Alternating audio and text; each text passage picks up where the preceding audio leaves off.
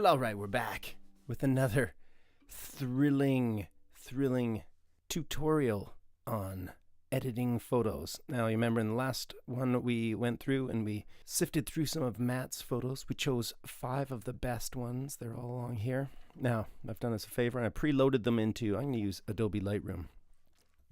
And you'll remember from one of those fantastic tutorials, first thing is we're going to change the white balance. And I even took from the class webpage all the things we want to do our steps. So step 1, white balance.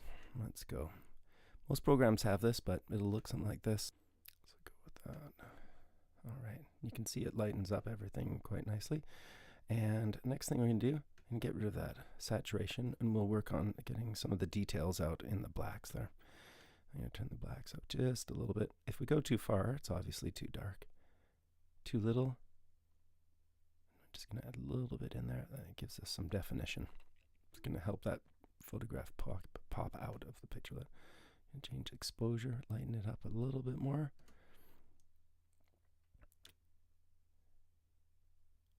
Hint of recovery. Get that white still cracking on.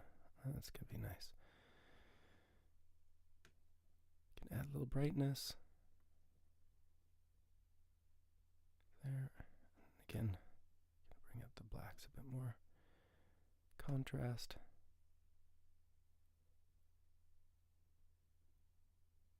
Just a little bit. Clarity. This is like a sharpening filter. And that, ooh, all the clarity out. Look, Matt's a tiny child now. Just a little bit of that there. I think we need some vibrance. Here's some vibrance. A little less vibrance. Okay, and now I'm going to ease back some of that color again. Obviously, if we go too much, he turns into an orange person. One of the problems I had in my last class is one. So too little, that's okay, but let's just add a bit of coloring. There we go. That's starting to look great. Now I've already done this. Another photo we have over here. As you can see the trumpet, the background's nice. Clear it up again. We could do the same thing with all of these. Just go along. Find ourselves a good white part. There we have them there. And I'm gonna, to keep my little life organized, I'm gonna put them in the best of Matt. We'll call these ones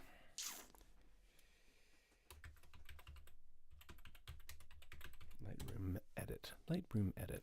Now, all right, so now I'm going to go in here. Our best shots of Matt. Again, go to these Lightroom Edits. I'm going to take that trumpet one. I'll just do 2 this time. I'm going to take those 2. Drop them into our dear friend, Adobe Photoshop. I think what I'll do first here is I'm going to crop this image. Let's magically speed that up. Oh yeah, speedy. Crop it right there. Now, we want to get rid of this background, even though we've got a pretty good white background. We can do a nice job cleaning up with a little function here called masks. Okay, and I use this one here. And I'm going to use the quick selection tool. And I'm just going to go along Matt here. And all I have to do is kind of drag along, and you can see it's automatically making a little mask for me, which is great. There we go.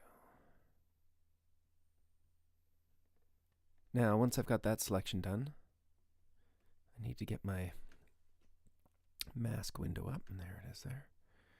And I'm going to choose this button here, and that's going to get rid of that background. Just looking just great, but you can still see it's a little bit clunky. And if I bring Matt up in the foreground, you can see we still have some odd looking bits there. So, all right. So again, we're going to go over here. We're going to choose the mask edge. It's going to allow us to define this background here a bit. You can choose the edge detection. And as you can see, boom. Look at that. Matt is now popping out of the screen, and it looks like there's no background at all. That looks pretty slick. Now, before I found out this trick, I used to go along and cut out almost every pixel by hand. Boy, am I glad I don't have to do that now. So like I said, we need this to be 1400 by 600. Right now, I'll go into image here, image size, and it'll tell me quite a bit bigger. And it's a huge file. So I'm going to change this height to 600. Now, I'm going to go into this image. I've got this here. I'm going to go in there. I'm going to flatten the image. And boom, there we go. Got that. I've already done it on this photo. So now I'm going to take this one, and I've changed the image size there. It's down to 600. That's okay. I'm going to copy that, and I'm going to make a new file. And this time, instead of being 600 high, 880, I'm going to make it 1440. I'm going to title it Matt Slider 1. This will be our slider image. Now, I'm going to paste Matt onto there. And there we have what it will end up looking like. Now,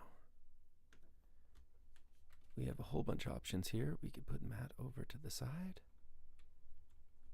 That might actually look a little hipper. As you can see, we can kind of place it anywhere on the field here. I'm just sliding along. But I actually think I like it over on this right side the most, so I'm going to leave that one there. Okay, go here, save, change it from Photoshop into a JPEG. Let's check out those photos now that they've been back out here. Open those up in preview, and you can see we've got a nice couple images there. And those will look just fantastic when we upload them to our WordPress site. And that concludes this little demonstration of getting that image cut out and put onto a nice infinite white background. We're going to slip off in the clouds again. In the next installment, we'll probably go through the process of uploading these photos to our WordPress site. So make sure you have your WordPress site and have selected the untitled theme so we can begin our uploading to that. Anyways, I'll see you all soon.